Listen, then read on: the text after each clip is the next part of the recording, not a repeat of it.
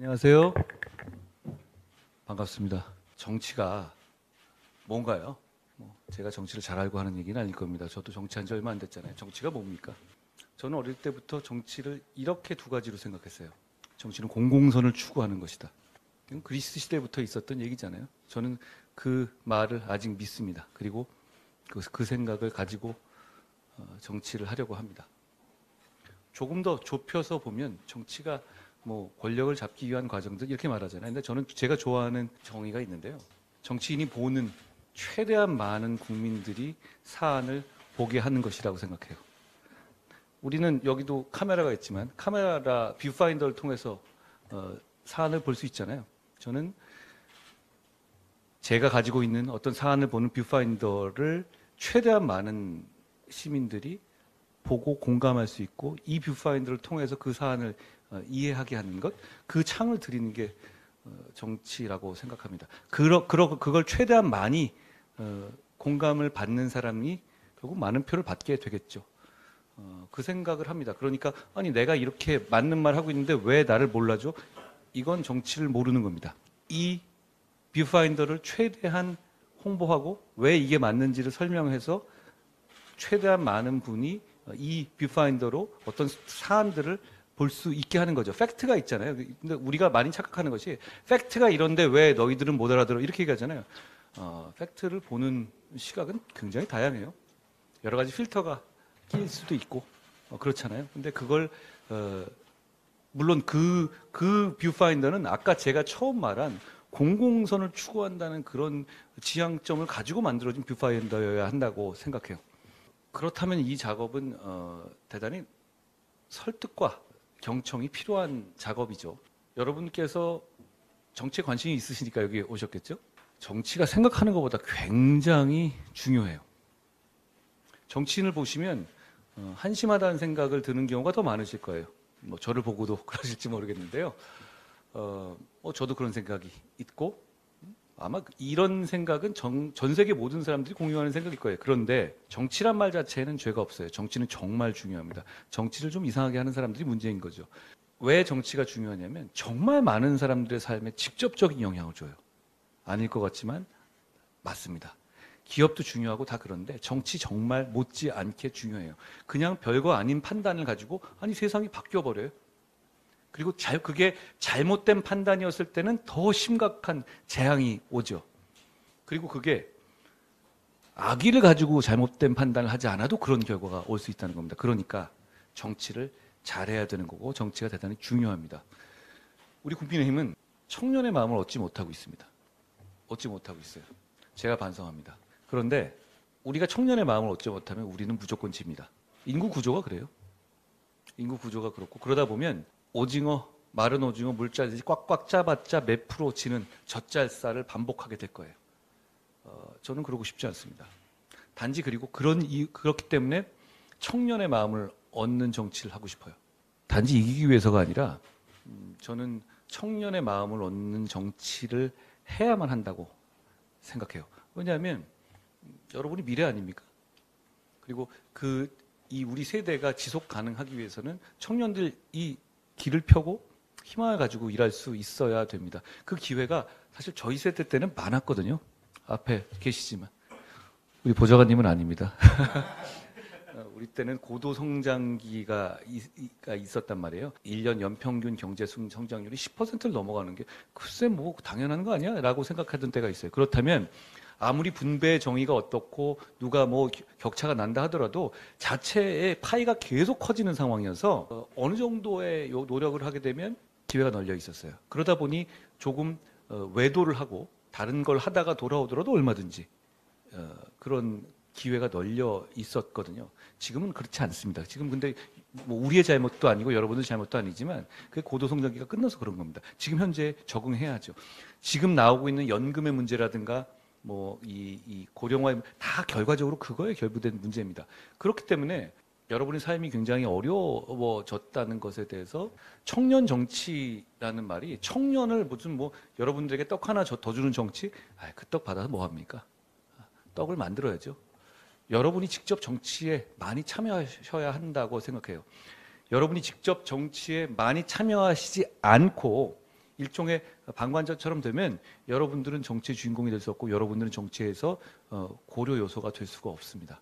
그걸 해보자는 겁니다. 그리고 그게 지금 우리 국민의힘의 입장과 딱 맞아떨어집니다. 우리의 니즈는 우리는 여러분들이 없으면 져요. 그러니까 우리는 여러분들과 함께 여러분들이 중심이 되는 정치를 정말 하고 싶습니다. 그래야 이길 수 있거든요. 저희를 많이 활용하십시오. 우리는 변화하려고 하거든요. 제가 그저께 당선됐잖아요. 알고 계시죠? 저 누군지는 아시죠? 제가 설명을 안 드렸네요. 제가 63%를 받았고 당심에서도 63% 그리고 민심에서도 63%를 받았습니다. 굉장히 큰 수치잖아요. 4명이 나오는 건데. 저도 깜짝 놀랐어요. 여조에서 계속 나오긴 했지만 글쎄 설마 이랬거든요. 근데 그 뜻은 어떤 시대정신이나 흐름이 있는 거거든요. 그냥 뭐 제가 뭘 그렇게 좋다고 정치에 오래 안 해본 사람을 그렇게 지지하겠어요. 그런 게 아니라 변화해야 된다라는 명령을 주시고 있는 거예요. 그 변화의 흐름 끝에 바로 여러분과 같은 청년이 있습니다. 청년 정치를 해야 합니다. 청년 정치의 핵심은 청년을 위한 정치라기보다는 청년이 하는 정치여야 해요. 과거에 헬무트 콜이라는 독일의 총리가 있었죠. 그분도 여러 가지 평가가 있지만 결국은 독일을 통일해내는 장면에 총리를 했던 사람입니다. 그 사람은 17에 지역에서 정치를 시작했어요. 그 패스가 있어야 저는 청년 정치가 가능하다고 보거든요. 우리는 지금 그런 패스가 제대로 작동하고 있지 않습니다. 저는 그렇게 정치해온 게 아니잖아요.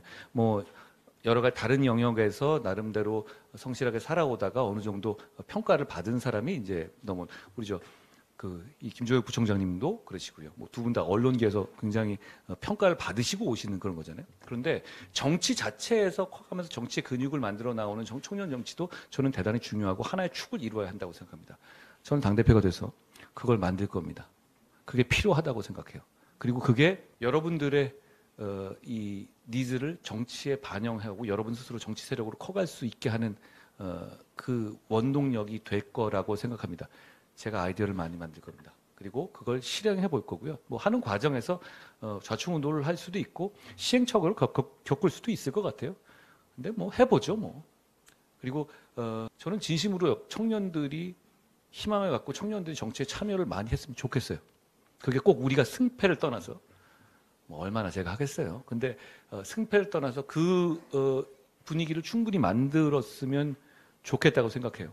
예를 들어서 여러분 국민연금에 관한 개혁에 대해서 어떻게 생각하세요? 기자분들 계시는데 내가 이런 얘기 해도 될지 모르겠지만 국민연금의 문제가 사실 왜 개혁이 필요한지는 알고 계시죠? 재원 자체가 부족해지는 거잖아요. 그런데 아주 정치적으로 보면 이런 심각한 문제가 발생할 때 사회가 이거를 해결하는 방법은 두 가지가 있어요. 첫째, 해결책을 찾는 겁니다. 그리고 둘째는 범인을 찾는 겁니다. 그래서 그 범인을 비난하는 거죠. 그러다 보면 어느 정도 풀리고 현실을 인정하고 넘어가게 되고 다음 페이지로 넘어가게 되죠. 그런데 이 국민연금 같은 문제, 이런 문제가 청년과 관련해서는 많이 있어요, 사실. 이 문제가 어려운 건 첫째, 완전한 해결책이 없어요. 그리고 둘째, 범인이 없습니다. 아무도 잘못한 사람이 없어요. 그냥 세상이 그렇게 바뀐 겁니다. 인구 구조가 바뀌었고 고도 성장이 멈춰버린 겁니다. 그때 여러분이 그냥 이 나이에 계신 거예요. 그러면 지금 국민연금이라는 것이 재원이 부족하니까 지금 상태로 가면 나중에 못 받게 되니까 이걸 조정해야 된다는 뜻이거든요. 그러면 방법은 두 가지입니다. 모수를 지금 주는 액수를 결과적으로 조정하는 것, 그리고 구조 자체를 바꿔보는 것. 이 큰 틀인데 결국은 후자의 이 결과적으로 큰 솔루션은 여기 있죠. 그렇지만 당장의 미봉책도 필요한 상황이거든요.